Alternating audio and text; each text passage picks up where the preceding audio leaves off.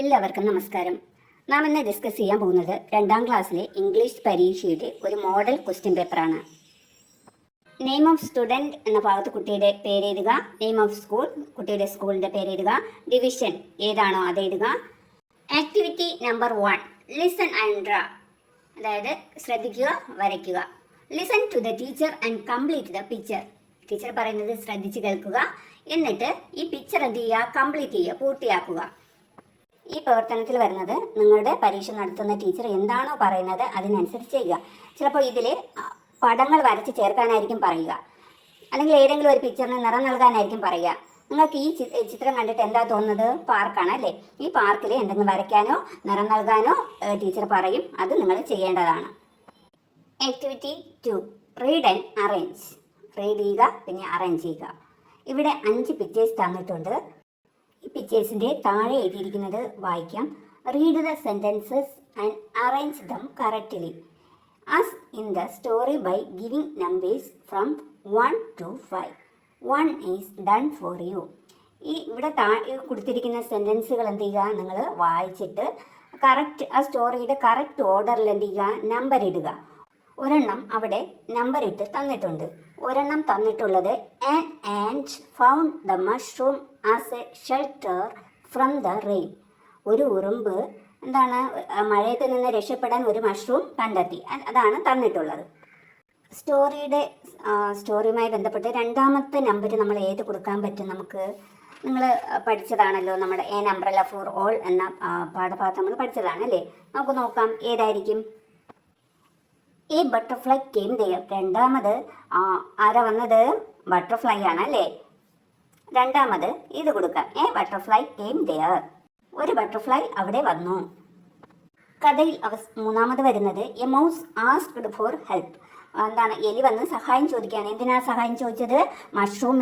മഷ്റൂമിൻ്റെ താഴെ നിൽക്കുന്നതിന് സ്പേസ് കൊടുക്കാൻ അല്ലേ?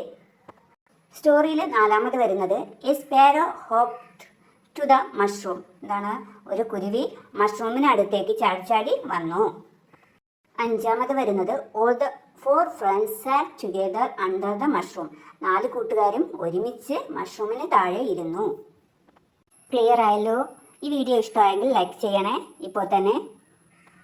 Activity 3 conversation. Complete the conversation with the rabbit and the monkey.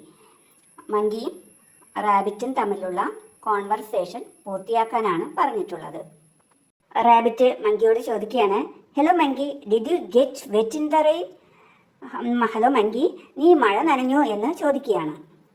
മറുപടി മങ്കി എന്തായിരിക്കും പറഞ്ഞിരിക്കുക നോക്കാം. Yes, I am all wet. അതെ, ഞാൻ മുഴുവനായിട്ടും നനഞ്ഞു.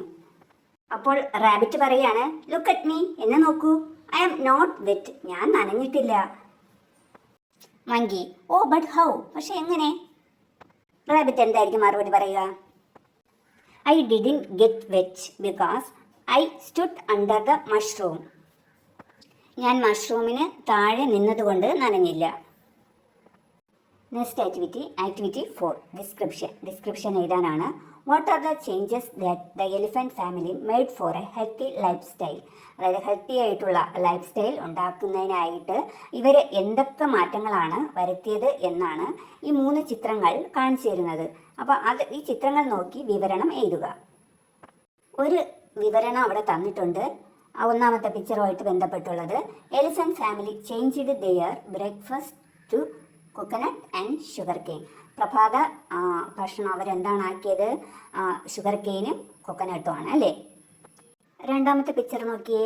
മദർ എലിഫൻറ്റ് എല്ലാവർക്കും എന്താണ്, ബിറ്റർ ഗൗഡ് ജ്യൂസ് കൊടുക്കുകയാണ് അല്ലേ? അപ്പോൾ നമുക്ക് എങ്ങനെ എഴുതാം?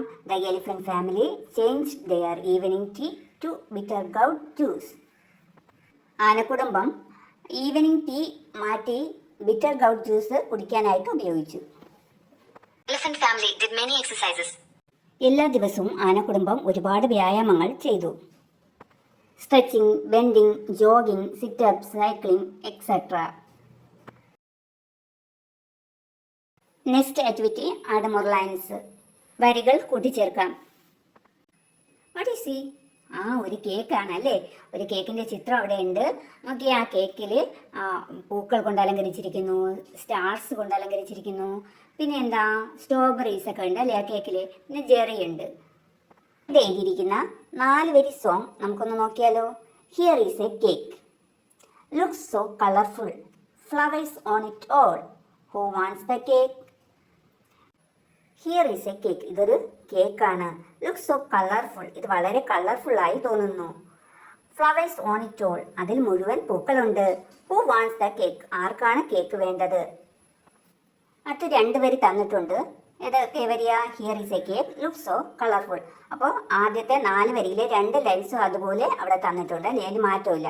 അടുത്ത് നമുക്ക് എഴുതാം. എന്തെഴുതാം? ആ ഫ്ലവേഴ്സ് മാറ്റിയിട്ട് നമുക്ക് സ്റ്റാർസ് ആക്കാം. Stars on it all. പിന്നെ ഹു വാണ്ട്സ് ദ കേക്ക്, അവസാനത്തത് അതുപോലെ എഴുതാം. അടുത്ത 4 വരി എങ്ങനെ എഴുതാം? ആദ്യത്തെ 2 വരി അതുപോലെ എഴുതുക. Here is A cake, looks so colourful.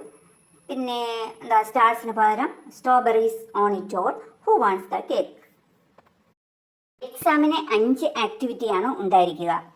5 ആക്ടിവിറ്റിക്ക് ഓരോ ആക്ടിവിറ്റിക്കും 5 മാർക്ക് വീതം. അങ്ങനെ ടോട്ടൽ 25 മാർക്കിനാണ് നിങ്ങൾക്ക് ചോദിക്കുക.